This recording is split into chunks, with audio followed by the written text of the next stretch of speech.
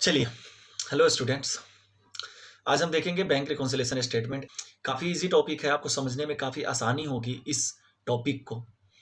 चलिए स्टार्ट करते हैं। Bank reconciliation statement. देखिए, बैंक रिकॉन्सिलिएशन स्टेटमेंट का मतलब होता है तीन वर्ड, बैंक रिकॉन्सिलिएशन स्टेटमेंट। सबसे पहले हम बैंक की बात करते हैं। बैंक क्यों? बैंक का मतलब यहाँ पे सिंपल आपको ये याद रखना है कि बैंक का मतलब बैंक अकाउंट। जैसे आप जब बिजनेस में कैश डिपॉजिट करते हो बैंक में, तो आप bank account debit to cash account करते हो, तो वो जो बैंक होता है ना, जिसमें आप पैसे डालते हो और उसका जो बैंक अकाउंट आप अपने बुक्स ऑफ अकाउंट में मेंटेन करते हो, ये बैंक रिकॉन्सिलिएशन स्टेटमेंट में बैंक का मतलब वही है कि आप जिस बैंक में अपना मतलब बैंक अकाउंट बैलेंस मेंटेन करते हो। रिकॉन्सिलिएशन रिकॉन्सिलिएशन का जनरल मीनिंग होता है सही करना, सुधार करना, मैचिंग करना। मतलब दो लोगों के बीच अगर कोई मतभेद है तो उसको रिकंसाइल करना। एक आदमी कहता है कि 5 + 4 = 9 और दूसरा कहता है 5 + 3 = 9, तो उसको रिकंसाइल करना। समझ में आया आपको बात? स्टेटमेंट का मतलब अकाउंटिंग में बहुत इंपॉर्टेंट है। एक होता है अकाउंट्स और एक होता है स्टेटमेंट। स्टेटमेंट का मतलब किसी भी इंफॉर्मेशन को किसी पार्टिकुलर डेट को प्रोड्यूस करना स्टेटमेंट कहलाता है। अकाउंट का मतलब सिंपल होता है कि किसी खास पीरियड के लिए कुछ अकाउंट किया गया है। जैसे अगर मैं कहूं कि बिजनेस ने एक साल में 10,000 रुपए का प्रॉफिट अर्न किया, जो प्रॉफिट अर्न किया है वो एक अकाउंटिंग पीरियड से डिनोट करता है। तो हम सबसे पहले without wasting much of your time हम स्टार्ट करते हैं। देखिए, बैंक रिकॉन्सिलिएशन स्टेटमेंट में बेसिकली आप ये सीखेंगे कि किसी पार्टिकुलर डेट को, remember my word, particular date को, किसी पार्टिकुलर डेट को आपके बुक में, बिजनेसमैन के बुक में बैंक का बैलेंस, जो बैंक बैलेंस मेंटेन करता है, जो बैंक अकाउंट मेंटेन करता है जिस बैंक के साथ, तो बिजनेसमैन के बुक में बैंक अकाउंट का बैलेंस और बैंक के बुक में बिजनेसमैन का बैलेंस, मतलब उसके बैंक का बैलेंस, दोनों में डिसएग्रीमेंट होता है, मैच नहीं करती है। उसी को हम मिलाते हैं और उसी को हम रिकंसाइल करना भी कहते हैं। तो कुछ बेसिक टर्म्स है, कॉन्सेप्ट वाइज हम चलेंगे कि इस चैप्टर को, आपको 10 मिनट का चैप्टर है, 15 मिनट का मुश्किल से, आपको एक बार में याद हो जाएगा सारी चीजें कि आपको क्या करना है। तो सबसे पहले इसमें हम देखेंगे कुछ बेसिक टर्म। तो उसमें सबसे पहले आता है cash book. As you all aware कि कैश बुक आपने किया ही है। कैश बुक एक लेजर फॉर्म में आता है और बुक्स ऑफ ओरिजिनल एंट्री भी है वो, और प्रिंसिपल बुक भी है, क्योंकि वो लेजर के पर्पस को सॉल्व करता है, सर्व करता है। तो कैश बुक का सिंपल मतलब क्या है? कैश बुक का सिंपल मतलब है कि एक लेजर फॉर्मेट में अकाउंट्स मेंटेन करना, जिसमें जो भी कैश बैंक की रिसिप्ट होती है उसको डेबिट साइड में मेंशन करना with their nature, and credit side में जो भी पेमेंट गए हैं बैंक से या कैश से उसको रिकॉर्ड करना, और at the month, at the year and, at the quarter and उसको बैलेंस करना। ठीक है, चलिए। तो कैश बुक का मतलब होता है यहाँ पे एमोंग अदर थिंग, मतलब एमोंग अदर थिंग का मतलब कैश बुक और कुछ तो है ही है, बट एक बुक ऑफ बिजनेस है for accounting and recording banking transaction. आप बैंकिंग ट्रांजेक्शन को इसमें रिकॉर्ड करते हो। ठीक है। पासबुक और बैंक बुक और बैंक स्टेटमेंट क्या मतलब होता है? जो लिखा हुआ है, means books written by the account holder in which bank record the transaction of customer with bank. मतलब पासबुक कुछ नहीं होता, आप जो बैंक से ट्रांजैक्शन करते हो उसको बैंक अपने बुक्स ऑफ अकाउंट में रिकॉर्ड करता है, आपको as a evidence, as a proof कि आपके कितने बैलेंस है, आपने कब कब पैसे जमा किए, कब कब पैसे निकाले हैं, कितना इंटरेस्ट मिला है, कितना बैंक चार्जेस कटा है, ये सब की स्टेटमेंट पासबुक के फॉर्म में दे देता है। जनरली होता कुछ नहीं है, जो बैंक आपका अकाउंट मेंटेन करता है, जो अकाउंटिंग जितनी भी होती है आपकी, उसका मिरर होता है, कॉपी करके आपको पासबुक के रूप में दे देता है। ठीक है, तो ये होता है पासबुक। बैंक बुक भी कहते हैं और बैंक स्टेटमेंट भी कहते हैं। कॉन्सेप्ट नंबर 1 हमारा, सबसे पहली बात, फॉर द सेम ट्रांजेक्शन, किसी एक पार्टिकुलर ट्रांजेक्शन के लिए business debit the bank account in his book and bank credit the customer account in their book. मतलब कोई भी एक ट्रांजेक्शन है, suppose cash deposited into bank या कैश विथड्रॉन फ्रॉम बैंक, कोई भी एक सेम ट्रांजेक्शन होगी, जब उसकी अकाउंटिंग बिजनेस के बुक में होती है तो बिजनेस बैंक को डेबिट करता है। सपोज अगर बैंक को डेबिट कर रहा हो तो राइट नाउ उसी समय उसी ट्रांजैक्शन के लिए बैंक उसको क्रेडिट करेगा। चलिए देखते हैं इसको एक एग्जांपल के through. Cash deposited into bank, तो जर्नल एंट्री कस्टमर के बुक्स में, कस्टमर का मतलब है हमारा यहाँ पे बिजनेस, तो कैश डिपॉजिट इनटू बैंक किया आपने, तो बैंक अकाउंट को डेबिट करते हैं और कैश को क्रेडिट करते हैं, being cash deposited into bank. आपने बैंक को डेबिट किया, हम रूल पे नहीं जाएंगे क्यों डेबिट हुआ क्यों क्रेडिट हुआ, क्योंकि वो आप ऑलरेडी लर्न कर चुके हो। अब अगर बैंक इसको रिकॉर्ड करेगी तो बैंक कैश को डेबिट करती है, अब जाना पड़ेगा रूल पे, क्योंकि बैंक के पास कैश आ रहा है और कैश रियल अकाउंट होता है, debit what's comes in and credit what goes out. ठीक है, और कस्टमर को क्रेडिट किया क्योंकि कस्टमर गिवर है, पर्सनल अकाउंट। ठीक है, तो यही होता है। तो पहला कॉन्सेप्ट हमने क्या सीखा, सेम ट्रांजैक्शन के लिए जब बिजनेस अपने बुक्स में बैंक को डेबिट करता है तो उसी ट्रांजैक्शन के लिए बैंक बिजनेस के अकाउंट को क्रेडिट करता है, और अगर कस्टमर क्रेडिट करता है बैंक को किसी ट्रांजैक्शन के लिए तो फिर बैंक कस्टमर को डेबिट करता है अपने बुक्स में। मतलब उल्टा होता है, अगर बिजनेस डेबिट करेगा तो मतलब बैंक फिर उसको क्रेडिट करेगा, और बैंक अगर डेबिट कर रहा है तो फिर जो कस्टमर है, जो बिजनेस है, वो उसको डेबिट करेगा। ठीक है, मतलब क्रेडिट करेगा। आप समझ रहे हो ना, उल्टा debit credit. Concept number 2, bank balance is nothing other than either. अब हम कहते हैं बैंक बैलेंस है। अब बैंक बैलेंस देखो दो ही हो सकता है, या तो बैंक में आपका पैसा जमा हो जिसको हम कैसेट बैंक कहते हैं, या तो फिर आपने बैंक से पैसे ले रखे हो। अब बैंक से पैसे ले रखे होंगे तो लोन होगा? No, sometime it's not necessary. Loan तो पहले से ही लायबिलिटी होती है आपकी, ठीक है, but sometime current account holder को, जो आपका जनरली यूजुअली बिजनेस का बैंक में बैलेंस होता ही है, कैसेट बैंक होता ही होता है, बट किसी सिचुएशन के लिए जैसे बिजनेस का फंड कम पड़ जाए, उस हाँ, बिजनेस क्या करता है कि बैंक से रिक्वेस्ट करता है कि अगर कभी मेरे बैंक में बैलेंस कम हो और मुझे किसी को पेमेंट करना हो और मैं चेक इशू कर दूं, तो आप उस चेक का ऑनर कर देना, मतलब पेमेंट कर देना, हम आपको 2-3 दिनों में फंड लौटा देंगे, या 1 महीने में फिर फंड, क्योंकि हमारा जो भी सेल्स होता है आप ही के बैंक अकाउंट में होता है। इसको हम बैंक ओवरड्राफ्ट कहते हैं, और ये एक फैसिलिटी होती है जो करंट अकाउंट होल्डर को प्रोवाइड की जाती है जनरली। तो फिर हमने क्या सीखा कॉन्सेप्ट 2 में, bank balance is nothing other than either cassette bank और बैंक ओवरड्राफ्ट। मतलब या तो बैंक ओवरड्राफ्ट होगा आपका, नहीं तो कैसेट बैंक होगा, या तो कैसेट बैंक होगा, नहीं तो बैंक ओवरड्राफ्ट होगा आपका। ठीक है, चलिए concept number 3, cassette bank and bank overdraft has various nomenclature. अब ये कैसेट बैंक को, बैंक ओवरड्राफ्ट को बहुत सारे नामों से जाना जाता है। आपसे क्वेश्चन पूछ लिया जाता है, आप कंफ्यूज हो जाते हो क्या मतलब है इसका, तो आज हम कैसेट बैंक को कहने वाले, मतलब कहे जाने वाले सारे वर्ड को सीख लेंगे, और बैंक ओवरड्राफ्ट को भी सीख लेंगे कि बैंक ओवरड्राफ्ट को और किन किन नामों से जाना जाता है। तो देखिए, कैसेट बैंक को balance as per cash book के नाम से भी जाना जाता है। मतलब कैसेट बैंक का क्या मतलब है, बैंक में आपका बैलेंस है तो balance as per cash book का क्या मतलब हुआ कि मेरे बैंक में है बैलेंस, कैश बुक में अगर बैलेंस है तो इसका मतलब डेबिट बैलेंस। ठीक है, debit balance as per cash book भी आप कह सकते हो, सेम ही मतलब है। Credit balance as per passbook भी कह सकते हो आप, favourable balance as per cash book भी कह सकते हो, और favourable balance as per passbook भी कह सकते हो। अच्छा, फेवरेबल वर्ड का मतलब क्या होता है? फेवरेबल का मतलब होता है आपके हित में। बैंक, अगर आपने बैंक अकाउंट खुलाया करंट अकाउंट, तो आपका हित क्या है कि बैंक में पैसे होने चाहिए, कभी भी किसी का हित ओवरड्राफ्ट तो नहीं हो सकता। तो सिंपल सा मतलब है, favourable balance as per cash book का मतलब कैसेट बैंक, और favourable balance as per passbook का मतलब कैसेट बैंक। अब यहाँ पे मैं एक चीज और बता दूं, favourable balance as per cash book को आप debit balance as per cash book भी बोल सकते हैं, credit balance as per passbook भी बोल सकते हैं।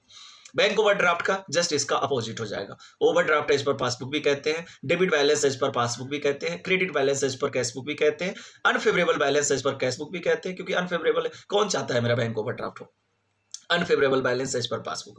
अच्छा, ये हम क्यों पढ़ रहे हैं? पहली बात तो ये कि क्वेश्चन पूछा जाएगा आपसे, क्वेश्चन स्टार्ट करेगा कि बैंक ओवरड्राफ्ट है, ये है, तो आपको इसके नाम पता होने चाहिए, क्योंकि आपको नहीं पता कि क्वेश्चन बैंक ओवरड्राफ्ट लिख कर आएगा, credit balance as per cash book लिख कर आएगा, क्या आएगा, तो आपको मतलब होना चाहिए याद इसका। ठीक है, और भी नाम। अब हम आते हैं मेन चैप्टर पे, बैंक रिकंसिलिएशन स्टेटमेंट।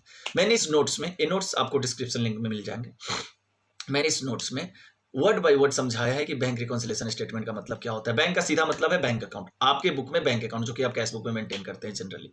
ठीक है, रिकंसिलिएशन का मतलब होता है matching the balance of cash book with the passbook through adjusting reason for difference. आपको जब रीजन ऑफ डिफरेंस पता चल जाता है कि क्या रीजन है, तो आप रिकंसिलिएशन करते हो पासबुक के बैलेंस को और कैश बुक के बैलेंस को। अच्छा, यहाँ पे मैं थोड़ा सा जंप कर रहा हूं, मैं आपको एक चीज बता रहा हूं।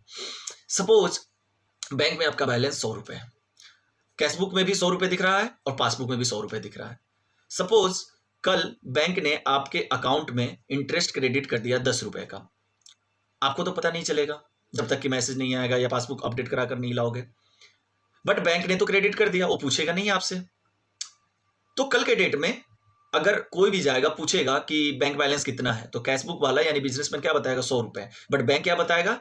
इंटरेस्ट का क्या अमाउंट बोला था मैं भूल गया, 10 रुपए बोला होगा, तो 110 रुपए। ठीक है, तो 110 रुपए, तो यहाँ पे डिसएग्रीमेंट हो गई। ठीक है, यही डिसएग्रीमेंट का पता करना होता है। तो हमने तो पहले ही एग्जांपल में बोला कि interest credited by the bank, तो आपको ऐसे क्वेश्चन दिया जाएगा कि balance as per cash book है 100 रुपए। ठीक है, और interest directly deposited by bank 10 रुपए, और पासबुक का बैलेंस है आपका 110 रुपए। अब बैंक रिकॉन्सिलेशन स्टेटमेंट बनाइए। स्टार्टिंग पॉइंट लीजिए, बैलेंस मतलब cash balance as per cash book, मतलब bank balance as per cash book. तो अब स्टार्ट करेंगे, bank balance as per cash book. अब एडजस्ट कहां करनी है आपको? कैश बुक में करनी है, क्योंकि उसने बोला है स्टार्टिंग पॉइंट ये है, आगे हम देखेंगे डिटेल में, ठीक है। तो आप क्या करोगे, सिंपली कैश बुक में 10 रुपए जोड़ दोगे, 10 रुपए जोड़ दोगे, तो फिर जो इक्वल टू आएगा वो क्या आएगा, 110। तो उसके आगे लिख दोगे बैलेंस एज पर पासबुक। अब यहां पे मेन चीज जो मैं समझाना चाहता हूं उसको समझिए। जो ये आप करते हो ना एडलेस, ये बुक्स ऑफ अकाउंट में नहीं होता, ये आप स्टेटमेंट के फॉर्म में कर रहे हो, एक रिकंसिलेशन स्टेटमेंट बना रहे हो। Books of account journal entry और सब्सिडरी बुक में एंट्री करके चेंज होती है या एडजस्टमेंट होती है। तो आप कभी भी यहां ये मत करने की कोशिश करना कि हमें गलती को सही करना है, आपको सिर्फ रिकंसिलेशन करना है। आगे पॉइंट क्लियर करेगा इस चीज को, ठीक है। अगर ये बात नहीं भी समझ आई होगी मतलब रिकंसिलेशन का मतलब, तो आप आगे समझ जाएंगे, क्योंकि मैं पहले ही बोल दिया था मैं जंप कर रहा हूं। ओके, स्टेटमेंट का देखिए, स्टेटमेंट का सिंपल मतलब है ये पर्टिकुलर डेट। अच्छा, मैं स्टेटमेंट का एक बढ़िया एग्जांपल बताता हूं आपको। आप जो प्रॉफिट एंड लॉस अकाउंट बनाते हैं वो स्टेटमेंट नहीं होता, वो अकाउंट्स होता है, ठीक है। और उसके डेबिट और क्रेडिट साइड होते हैं। डेबिट में एंट्री में 2 लिखा जाता है, क्रेडिट में बाय लिखा जाता है। बट जब आप बैलेंस शीट बनाते हो तो वो कोई अकाउंट नहीं होता, वो एक पर्टिकुलर डेट पे बनाया जाता है, इसलिए उसको स्टेटमेंट कहते हैं। स्टेटमेंट और अकाउंट में डिफरेंस करने का सबसे बढ़िया रीजन है, अकाउंट्स हमेशा किसी पीरियड के लिए होता है, से 1 month, 2 month, 3 month, 6 month, 1 year etcetera. Statement किसी पर्टिकुलर डेट को बनाया जाता है। इसलिए अगर आपने गौर करा होगा तो पीएनएल अकाउंट के हेडिंग में profit and loss account of so and so and नीचे लिखा होता है for the period ending so and so, मतलब इस पीरियड का, for the month ending. But balance sheet में एज एट या एज ऑन का इस्तेमाल किया जाता है, मतलब इस डेट को बैलेंस से है। आज के डेट में मेरे पास 2 करोड़ बैलेंस है, क्या पता मैं कल खर्च कर दिया, तो इसीलिए वो ऑन ए पार्टिकुलर डेट बनाया जाता है। तो देखिए, स्टेटमेंट का मतलब on a particular date. Since it is statement then it has to be prepared on some particular date and not for a period. मैं ऑलरेडी समझा चुका हूं। Since it is a statement it does not have debit and credit side like account, बिल्कुल नहीं। Whatever adjustment made in the statement does not affect books of account। जो कि reconciliation में मैंने बताया आपको, स्टेटमेंट में आप कुछ भी एडलेस करते हो तो बुक्स ऑफ अकाउंट में उसका कोई इंपैक्ट नहीं आता, ठीक है। चलिए आगे देखते हैं। Means it is reconciliation statement matching of the balance of bank account maintained by the business in his book, book का मतलब cash book, and with the passbook maintained by the bank, ठीक है। Concept number 4, reason for differences. अब पता करना है कि कारण क्या। एक तो मैंने बता ही दिया, इंटरेस्ट डायरेक्टली क्रेडिट कर दिया गया था, बट इसको हम ब्रॉडली क्लासिफाई कर लेंगे कि कौन कौन से ऐसे रीजन है जिसमें डिफरेंसेस आ सकते हैं। तो 2 डिफरेंस होता है, एक होता है टाइमिंग डिफरेंस और दूसरा होता है error and omission. Timing difference मैं पहले समझा देता हूं आपको। टाइमिंग डिफरेंस का मतलब ऑल दोज डिफरेंसेस जो टाइम के कारण, टाइम ऑफ रिकॉर्डिंग, मतलब कैश बुक में कैश बुक मतलब बिजनेस का बुक, पासबुक मतलब बैंक का बुक। कैश बुक में रिकॉर्ड होने का टाइम उस ट्रांजैक्शन का और बैंक में रिकॉर्ड होने का टाइम उस ट्रांजैक्शन का डिफरेंट होता है। पहला एग्जांपल, सपोज मैंने किसी पार्टी को चेक इशू कर दिया, वो अपने बैंक में जाकर उस चेक को डिपॉजिट कर देगा। आपको पता है, अकाउंटिंग करिए आपने, जब आप चेक इशू करते हो तो पार्टी को डेबिट कर देते हो और बैंक को क्रेडिट कर देते हो, मतलब इमीडिएटली आपने, बिजनेस ने अपने बुक से बैंक बैलेंस को रिड्यूस कर दिया। सपोज चेक इशू करने से पहले 1000 का बैलेंस था, आपने 100 रुपए का चेक इशू कर दिया, आपका कैश बुक जो रिवाइज इस ट्रांजैक्शन के बाद चेक इशू करने के बाद 900 हो गया। बट क्या बैंक में 900 हुआ?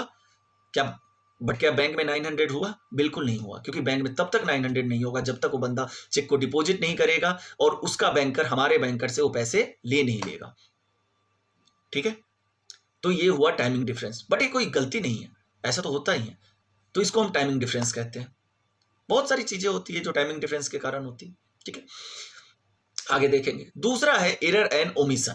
एरर एंड ओमिशन का मतलब होता है कोई गलती कर दी आपने, जैसे आपको एंट्री करना था कैश डिपॉजिटेड इनटू बैंक, तो बैंक को डेबिट करना था, आपने बैंक को क्रेडिट कर दिया, मतलब बैंक को डेबिट करना था जिस अमाउंट से, आपने उस अमाउंट से क्रेडिट कर दिया। तो यहां तो डबल इंपैक्ट आ गया ना। अगर 100 रुपए का बैलेंस था और हमें बैंक में जमा करा 10 रुपए, तो हमारा 110 होना चाहिए था, जबकि क्रेडिट हो गया 90 हो गया, यानी कि 20 रुपए से। तो जब भी कभी एरर होता है साइड का, डेबिट क्रेडिट साइड का, तो डबल इंपैक्ट हो जाता है, डबल डिफरेंसेस हो जाते हैं। और ओमिशन क्या होता है? सीधी सी बात, अकाउंटेंट इतना आलसी है कि उसने फील्ड बॉय को पैसे दे दिए 10,000, बोला बैंक में जमा करा दो। फील्ड बॉय ने बैंक में जमा भी करा दिया, व्हाट्सअप भी कर दिया, स्क्रीनशॉट जो पे स्लिप होता है, पेन स्लिप जो जमा कराते हैं, एक्नॉलेज करता है बैंक आपको कि अपने बैंक में पैसा जमा करा है, बट उसने एंट्री नहीं करी। ये ओमिशन हो सकते हैं। अच्छा, ऐसा भी हो सकता है कि बैंक को डेबिट कर दिया बट जिस पार्टी से चेक मिला था उसको क्रेडिट नहीं किया या कैश को क्रेडिट नहीं करा। तो इस केस में भी ओमिशन हो सकते हैं। तो ओमिशन आपको अच्छे से पता है, ओमिशन दो तरीके की होती है, एक पार्शियल होता है और एक कंप्लीट होता है। पार्शियल में कोई एक एंट्री कर देते हैं और कंप्लीट में दोनों एंट्री, दोनों पक्षों की रिकॉर्डिंग छोड़ जाते हैं, कंप्लीटली भूल जाते हैं। चलिए देखते हैं क्या लिखा हुआ है इसके अंदर। Timing difference are those transaction which has different time of recording in cash book and passbook. तो देखते हैं, cheque issued but not presented for payment. Analysis देखिए यहाँ पे, here cash book will show lesser bank balance than passbook only for shorter period for say 2-3 days. Laser balance show करेगा, बिल्कुल आपके पास जितना भी बैलेंस था, आपने चेक को जैसे ही इशू करा तो बैंक बैलेंस आपके बुक्स में घट गया। Because in 2-3 days, the person to whom check has been issued will present the check for payment. Then bank will record the transaction and consequently balances of cash book and passbook will got tallied. जैसे 1 लाख रुपए बैलेंस था, 10,000 का check issue कर दिया, हमारे में तो 90,000 हो गया। बट वो बैंक में जैसे ही बंदा जाएगा और बैंक से विड्रॉ करेगा हमारा बैलेंस चेक के थ्रू, वो अपने बैंक अकाउंट में डालेगा ट्रांसफर, या हमारा बैंकर जब भी उसको ट्रांसफर करेगा बैंक के भी बैलेंस 90,000 हो जाएंगे अनटिल अनलेस ये चेक बाउंस ना हो। तो टाइमिंग डिफरेंस है ना दोनों में रिकॉर्डिंग का।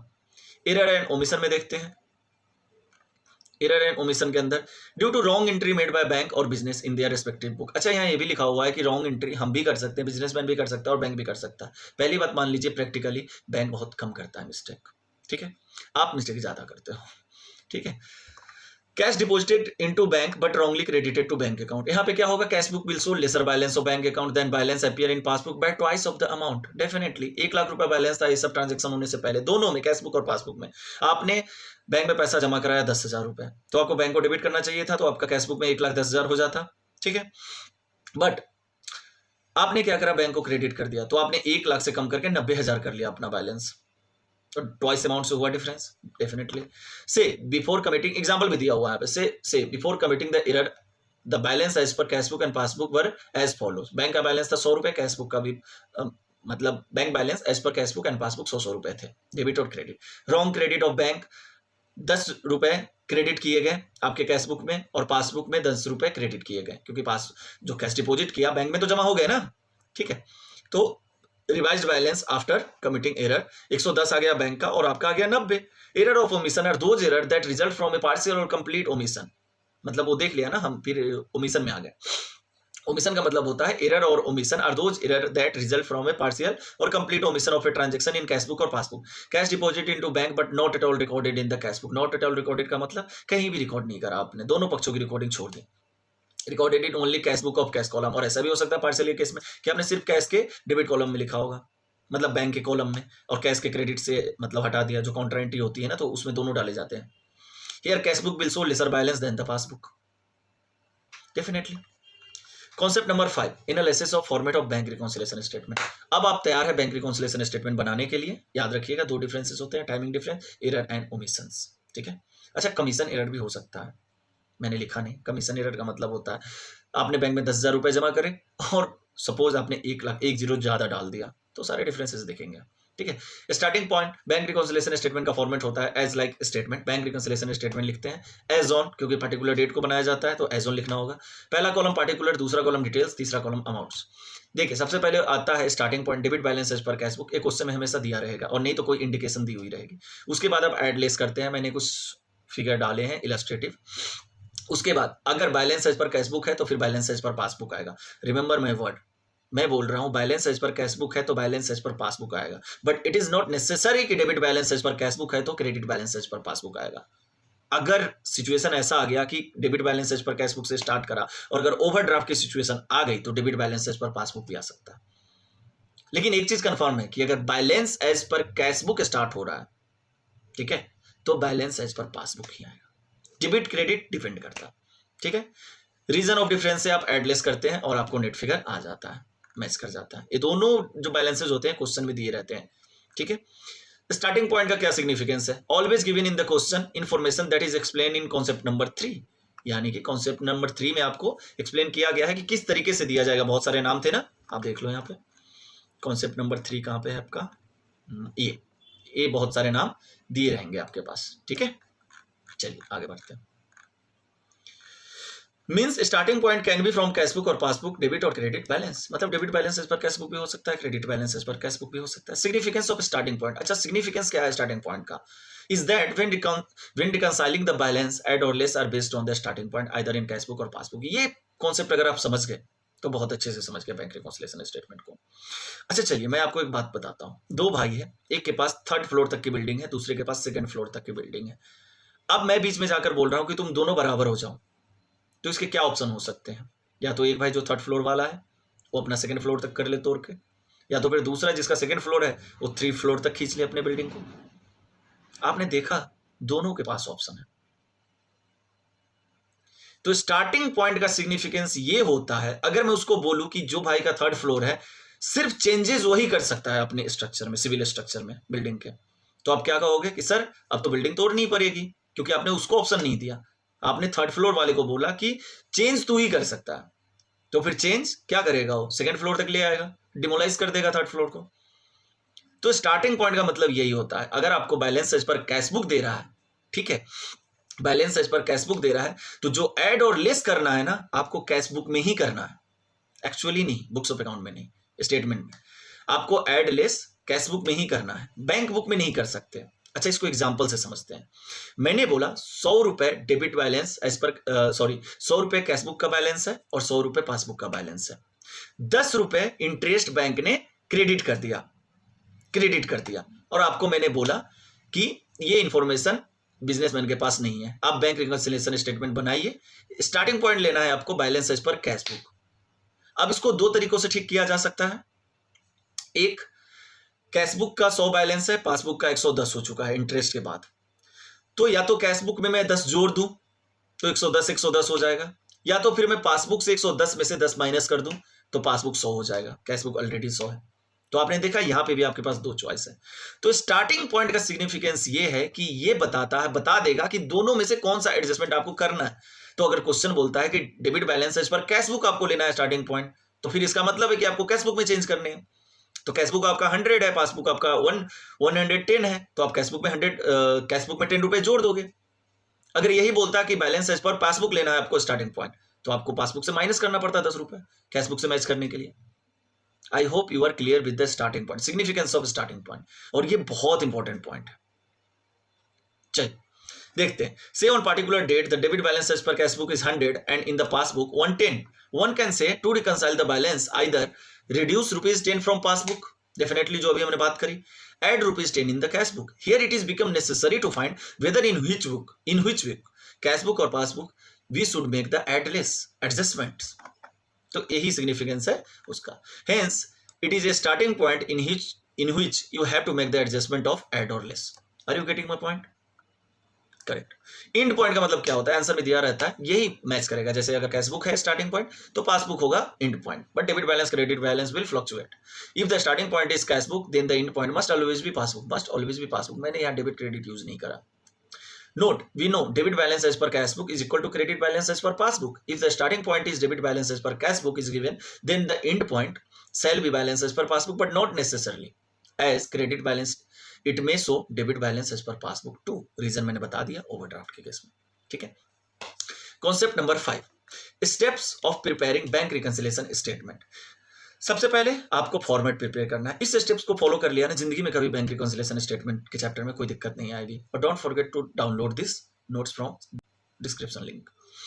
सबसे पहले आपको फॉर्मेट बना लेना है। सेकंड, आपको क्वेश्चन से फाइंड आउट करना है कि आपकी स्टार्टिंग पॉइंट क्या है। Thereafter assume the balance before reason of difference is 100 in cash book and passbook. आपको इमेजिन कर लेना है कि दोनों में के बैलेंस 100 रुपए है। आप 1000 भी मान सकते हो, लाख भी मान सकते हो, लेकिन मैं 100 ही मानता हूं, ठीक है। इमेजिन कर लेना। उसके बाद imagine the adjustment that could have done according to the reason of difference given. आपको यह पता करना है कि जब एरर हुआ था या कोई एडजस्टमेंट हुई थी, जो ट्रांजैक्शन डिफरेंस दिया जा रहा है वो जब हुई होगी तो क्या हुआ होगा कैश बुक में और पासबुक में। बहुत इजी होता है, अभी देखकर आपको लग रहा होगा हार्ड, आगे हम एग्जांपल के थ्रू कर लेंगे। Find the new balances of assumed cash book and passbook in after adjustment in step 4। अब जो आपने एडजस्टमेंट कर ली कि ऐसा हुआ था, तो उसके बाद 100 रुपए आपने लिया था पहले, उसके बाद एडजस्टमेंट सोची आपने, तो उसके बाद रिवाइज बैलेंस आएगा ना।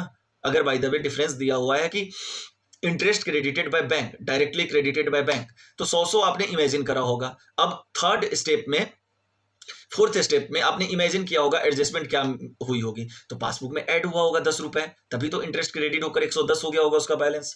तो अब पांचवे में आपको पता करना है find out the new balance of assumed cash book. तो कैश बुक में तो कुछ हुआ ही नहीं इंटरेस्ट क्रेडिट होने से, क्योंकि उसको पता नहीं है, तो कैश बुक का 100 ही रह गया, बट बैंक बुक का पासबुक का 110 रुपए हो गया। अब 6 compare the new balances among cash book and passbook calculated in step 5 and find out the difference. तो कैश बुक में 100 है, पासबुक में 110 है, तो आप 110 माइनस 100 करोगे, क्या होगा, 10 रुपए का डिफरेंस है। ठीक है। 7 नाउ ऐड और less the differences found in step 6 to starting point. आपको ऐड और लेस करना है इस डिफरेंस को स्टार्टिंग पॉइंट में। अगर स्टार्टिंग पॉइंट कैश बुक है तो रिमेंबर कैश बुक का 100 है और पासबुक का 110 है, तो आप कैश बुक में मतलब 10 रुपए ऐड कर दोगे तो 110 हो गया। बस यही करना है आपको। Point given in the question so as to match the balance of cash book and passbook.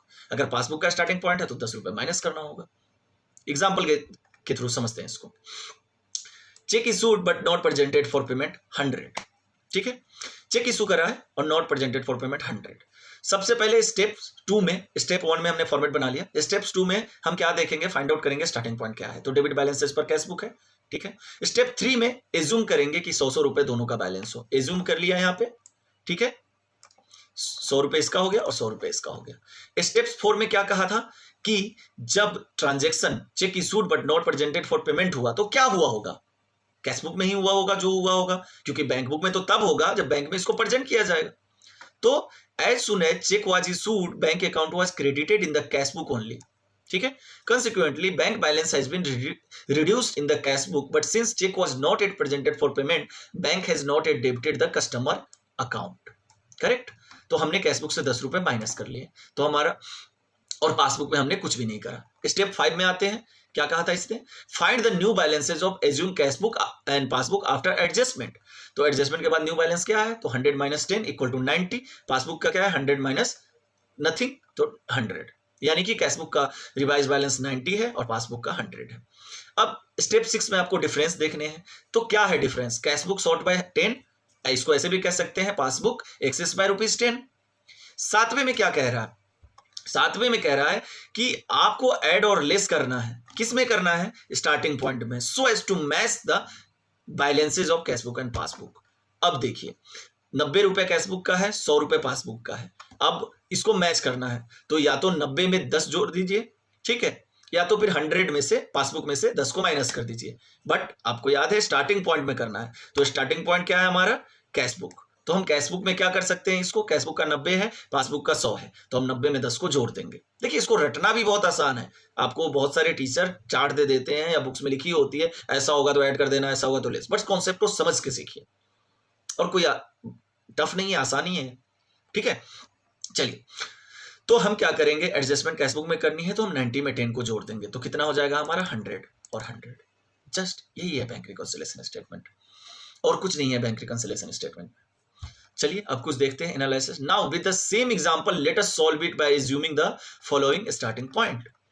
अब मास्टर आया इसका, मतलब ब्रह्मास्त्र, जिससे अब क्वेश्चन ने तो यहाँ पे क्लियर बोल दिया कि debit balances per cash book लेना है, बट बच्चे कंफ्यूज हो जाते हैं कि sir credit balances per cash book आ गया, डेबिट बैलेंसेस पर पासबुक आ गया, क्रेडिट बैलेंसेस पर पासबुक आ गया, तो फिर हम क्या करेंगे। तो देखो बेटा 4 ही बैलेंस आ सकते हैं स्टार्टिंग पॉइंट में, या तो debit balances per cash book आएगा, नहीं तो credit balances per cash book आएगा, या तो क्रेडिट बैलेंसेस पर पासबुक आएगा, या तो फिर डेबिट बैलेंसेस पर पासबुक आएगा। तो हमने चारों लिख लिए यहाँ पे, debit balances per cash book, credit balances per cash book, credit balances पर पासबुक, डेबिट बैलेंसेस पर पासबुक। अब देखिए प्लीज नोट दैट, ये तो आपको पता ही है, debit balances per cash book का मतलब क्या होता है, क्रेडिट बैलेंसेस पर पासबुक, और credit balances per cash book का क्या मतलब होता है, डेबिट बैलेंसेस पर पासबुक। कॉन्सेप्ट नंबर 3 में आप इसको रिवाइज भी कर सकते हैं। तो मास्टर चार्ट में आपको अब दिखाता हूं, जिसका बड़े ध्यान से आप समझना, और ये समझ गए तो सब समझ में आ जाएगा आपको। चलिए देखते हैं मास्टर चार्ट। हमने क्या लिया है, 1000 रुपए, यही एग्जाम्पल लिया हमने। देखो यहाँ पे check issued but not presented for payment 100 rupees, ठीक है, और हम इसको स्टार्टिंग पॉइंट चेंज कर रहे हैं, debit balances per cash book लेंगे, credit balances per cash book लेंगे, डेबिट बैलेंसेस पर पासबुक लेंगे, और क्रेडिट बैलेंसेस पर पासबुक लेंगे, और सॉल्व करेंगे। चलिए मास्टर चार्ट पे आ जाते हैं। स्टार्टिंग पॉइंट क्या लेना है, debit balances per cash book और डेबिट और credit balances per cashbook, credit balance as per passbook और debit balance as per passbook. Step 3 हमको एज्यूम करना है बैलेंस, तो हम सब में 100 का एज्यूम कर लेंगे, 100, 100, 100 और 100, ठीक है। न्यू और अब हमें देखना है कि ट्रांजैक्शन हुआ होगा तो एडजस्टमेंट क्या हुए होंगे। वेरी इंपॉर्टेंट थिंग्स आपको ध्यान रखने के लिए। क्या ट्रांजैक्शन हुआ था मैं अगर आपको बताऊं तो ट्रांजैक्शन लिया है हमने ये, check issued but not presented for payment. Remember, check issued करते हैं, आपको यहीं पे मैं क्लियर कर दूं, चेक जब इशूड करते हैं और जो प्रेजेंट फॉर पेमेंट नहीं होता उसकी एंट्री सिर्फ कैशबुक में ही हो सकती है, क्योंकि पासबुक में अगर हो जाए, पासबुक में बैंक करती है, जब बैंक ने उसको डेबिट कर ही दिया उस कस्टमर के अकाउंट को चेक इशू से, तो फिर डिफरेंस आएंगे ही नहीं ना। तो फिर आपको ये समझ लेना है कि जो भी एडजस्टमेंट होगी वो सिर्फ कैशबुक में होगी जब check issued but not presented for payment होता है, क्योंकि आपने मेयरली चेक इशू किया, हो सकता है आपके प्रेमाइसेस से वो बंदा निकला भी नहीं हो, ठीक है। तो as soon as cheque was issued, bank account was credited in cashbook only, consequently bank balance has been reduced in the cash book, but since check was not yet presented for payment, bank has not yet debited the customer account। तो ये जो दो column है first से, debit balance as per cash book और credit balance as per cash book, इसी में adjustment होगी। क्या होगी? -10 हो जाएंगे, -10 हो जाएंगे, मतलब बैलेंस रिड्यूस हो जाएंगे। पासबुक में कुछ भी नहीं होगा, क्योंकि पासबुक में बैंक वाले को कुछ पता ही नहीं है क्या हुआ है, अभी तो बस चेक इशू हुआ है। रिवाइज बैलेंस स्टेप 5 में हमने क्या सीखा था कि इमेजिनरी फिगर, जो आपको एज्यूम्ड फिगर है 100, उसमें क्या एडजस्टमेंट हुआ होगा ऐसा डिफरेंस होने से, जो रीजन ऑफ डिफरेंस। अच्छा, ये सब रीजन ऑफ डिफरेंस है, check issued but not presented for payment. तो इसको एडजस्ट करने से रिवाइज बैलेंस क्या आता है? ऑफ कोर्स कैशबुक का चेंज होगा बट पासबुक का चेंज नहीं होगा। तो पासबुक का दोनों का आप देख पा रहे होंगे यहाँ पे 100 और 100 है, बट कैशबुक का 90 और 110 हो गया। अच्छा, ये 110 कैसे हुआ? क्योंकि क्रेडिट बैलेंस पहले से ही चल रहा था। जब आपका क्रेडिट बैलेंस पहले से ही पासबुक कैशबुक में चल रहा है, तो अब तो ओवरड्राफ्ट की अमाउंट 110 हो गई ना। सपोज आपने 100 रुपए किसी से ले रखे हैं, 10 रुपए और ले लिए, चेक इशू किया तो लिए ही ना पैसे, क्योंकि आप किसी को पेमेंट कर रहे हो अपने बैंक से, तो आपका बैलेंस क्या हो जाएगा? 110 रुपए। अब देखते हैं, डिफरेंस पता करना है। तो कैशबुक पहले सिचुएशन में जब डेबिट बैलेंसेस पर कैशबुक लोगे तो कैशबुक सॉर्ट कर रहा है कितने से? 10 रुपए से, यानी कि कैसेट बैंक है, बैंक में पैसा है, बट बैंक के अकॉर्डिंग 100 होगा, बट हमारे अकॉर्डिंग 90 होगा। अब क्रेडिट बैलेंस इस पर कैशबुक अगर लेंगे हम, तो कैशबुक इंक्रीजेज बाय ₹10, मतलब बैंक ओवरड्राफ्ट आपकी बुक में 110 रुपए दिख रहे हैं, बट बैंक की बुक में अभी भी 100 दिख रहे होंगे। क्यों? क्योंकि 10 रुपए का चेक अभी इनकैश नहीं हुआ है कस्टमर के द्वारा, पार्टी के द्वारा जिसको आपने चेक इशू करा है। Credit balance as per passbook, nothing happened, कुछ नहीं हुआ होगा, नथिंग हैपेंड। क्यों नहीं हुआ होगा अब बताओ? क्योंकि इसमें कुछ एडजस्टमेंट होता ही नहीं है। Credit balance as per passbook लिया आपने 100, ठीक है। अब वो बिजनेसमैन क्या अपनी बुक्स में कर रहा है, उससे आपको क्या मतलब है? सीधी बात है ना, क्योंकि और ऐसे भी एडजस्टमेंट जब कोई हुई नहीं तो रिवाइज बैलेंस तो कुछ भी होगा, 100 का 100 ही रह जाएगा। एड और less to match the cashbook with passbook. अब आपको एड और लेस करना है, और आपको रिमेंबर रखना है कि एड और लेस इस तरीके से करना है कि कैशबुक और पासबुक का बैलेंस मिल जाए। पहले सिचुएशन में आपने लिया है debit balance as per cashbook 100 और आपका बैलेंस है 90, तो आपको क्या करना होगा? 10 रुपए ऐड कर देना होगा कैशबुक में। पासबुक का 100 है, अब आपका कैशबुक का 90 है, और आपको चेंज तो स्टार्टिंग पॉइंट में करना होता है जो कि कैशबुक है, तो आप 10 को ऐड कर दोगे। तो हमने लिखा है add ₹10 to match with the passbook balance of ₹100। चलो, ओवरड्राफ्ट है, बैंक में ओवरड्राफ्ट 100 ही है, बट आपके बुक में 110 हो गया, क्योंकि आपने 10 रुपए के चेक इशू करे। तो आप क्या करोगे? चेंजेस आपको कैशबुक में ही करना है, यहाँ लिखा हुआ है ना, कैशबुक में ही करना है, तो आप क्या कर दोगे? रिड्यूस कर दोगे 10 रुपए। समझ में आई आपको बात? ठीक, तो 100 हो जाएगा ओवरड्राफ्ट आपके, मतलब कैशबुक में भी, पासबुक में ऑलरेडी 100 रुपए है। अब credit balance as per passbook है, तो credit balance as per passbook में आपका 100 रुपए है, यानी कि बैंक में पैसे जमे हैं 100 रुपए आपके, तो और बुक से 10 रुपए का इशू कर दिया गया है चेक। तो अब कैशबुक में क्या हो रहे होंगे बैलेंस? 90 रुपए, क्योंकि चेक इशू हो चुका है। पासबुक में कितने हैं? 100 रुपीज। तो आप क्या करोगे? आपको चेंज पासबुक में करना है, तो पासबुक को कैशबुक से मिलाना है, तो 90 करना होगा, तो 10 माइनस कर दो आप। तो reduce ₹10 to match with the cashbook balance of 90। यहाँ पे कैशबुक का बैलेंस 90 क्यों लिखा हुआ? क्योंकि चेक इशूड हुआ होगा तो कैशबुक से 10 रुपए बैंक को क्रेडिट किया होगा, तो फिर वो 90 हो गया होगा 100 से, ठीक है। अब देखिए चौथा, debit balance as per passbook, यानी कि ओवरड्राफ्ट है, पासबुक पे 100 है और कैशबुक में 110 है, तो अब पासबुक को इंक्रीज करना पड़ेगा, तो आप पासबुक में ऐड कर दोगे 10 रुपए, तो ओवरड्राफ्ट 110 रुपए का हो जाएगा, और कैशबुक में तो ऑलरेडी है। अब मैं एक बोनस चीज दे रहा हूं रटने वाले बच्चों के लिए, अब आप इसको याद कर लो। रटने वाले बच्चे ध्यान दें, same reason of difference. Same reason of difference का मतलब cheque issued but not presented for payment. अगर debit balance as per cashbook में ऐड होता है तो credit balance as per cashbook में लेस होता है।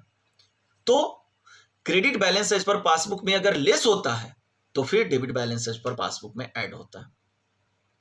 Happy reading, thank you so much, I hope you like the video, thank you.